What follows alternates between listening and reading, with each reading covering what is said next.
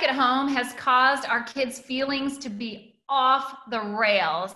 I know that anytime they're upset, they're just getting so upset and it's so hard to control. So we wanted to come up with some tools to help you at home control your kids' emotions or help them control their emotions. Regina came up with this fabulous chart, this How Am I Feeling chart.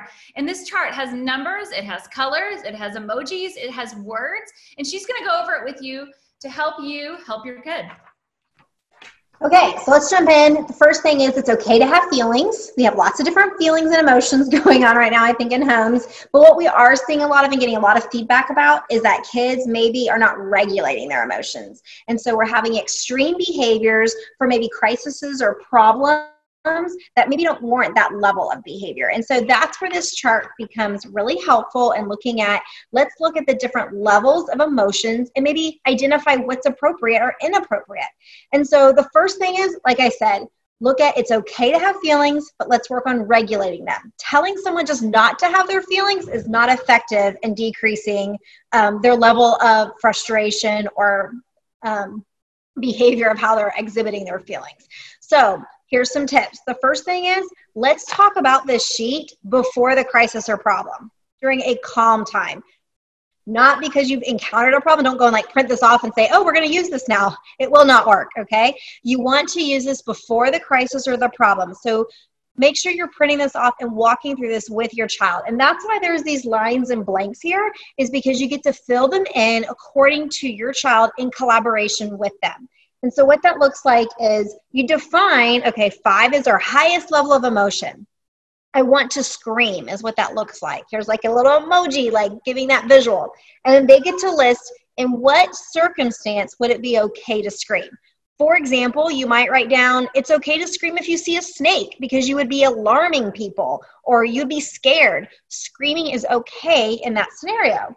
The next one would be like, I want to cry. Come up with them. What is it? When do you think it would be okay for someone to cry? Maybe that answer is you'd write down, I bruised my knee and it's bleeding, right? Or I got hurt. So that might be under the cry. Then we have 3, which is I'm sad, right? That could be you're disappointed. What does that look like? What are some examples in your child's life that they might experience disappointment? And this example we'll talk about is not going to McDonald's, because that could be a disappointment, right? That could maybe fall here. I'm tired or frustrated. Someone's not giving me my technology fast enough, or my brother is playing with the toys I want to play with, right? I'm tired or frustrated. You could kind of list out what's ever applicable. And then this is really important. This is what makes me happy. List those things that make you happy. So that we kind of have an idea of what the regulation and range of emotion is. And so, for example, how you'll use this sheet when someone's exhibiting behavior, one that maybe isn't well matched or regulated, then you'd identify, hey, I see you're screaming right now. And we talked about screaming being because you see a snake or because you're scared. But I just said, no, you can't go to McDonald's, which is really a 3. So let's have a plan on how we're going to get from a 5 to a 3. Maybe that's a fold your hands, take 3 deep breaths, or you know what? It could be let's take a drink of water and then reapproach the problem in a different manner. And so then you'll give that coaching of let's regulate and take it to a 3. And now we're sad, and what does that look like? What's really great when you are pairing this is you can also give alternatives. So, hey, you know what? You're not able to go to McDonald's, but what are some things that we can do? Because you know what? There's options of things that we can do instead of us having to say no to something that creates disappointment. And so this can just be really helpful in helping identify emotions, talk about if they're appropriate or not, and then most importantly, celebrating when they select the right behavior for that crisis or problem. So for example, hey, you know what, we can't go to McDonald's today. And then your child responds with, man, that's a bummer. Now I have to go do this instead. Or maybe look sad or even mopey. That's okay, right? Those are all things that would be appropriate for what we've talked about is an appropriate problem or circumstance that creates something sad. Okay, one more way that you can use this. And this is if you know that you're about to say, no, we can't go to McDonald's. Here's our example again. And it's usually screaming or a 5.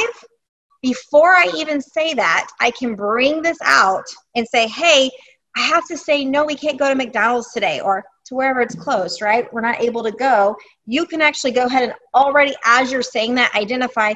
Remember, not going to McDonald's, we talked about that being a 3, and that's what that looks like. And then giving praise and alternative reinforcers that reinforce their good selection of the behavior. So those are just some really quick tips on how to use this, validate emotions, work on regulation, and make sure that you're talking about this before the crisis, but then celebrating when they are able to have a regulated emotion.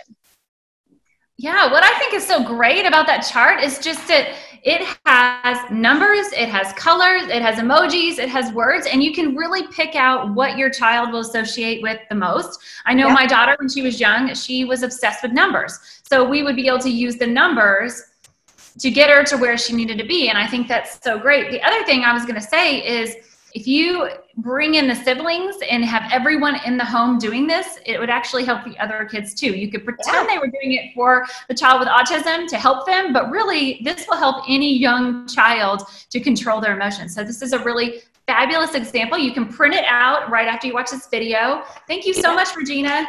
If you want more videos like this, be sure to follow us. All right. Bye.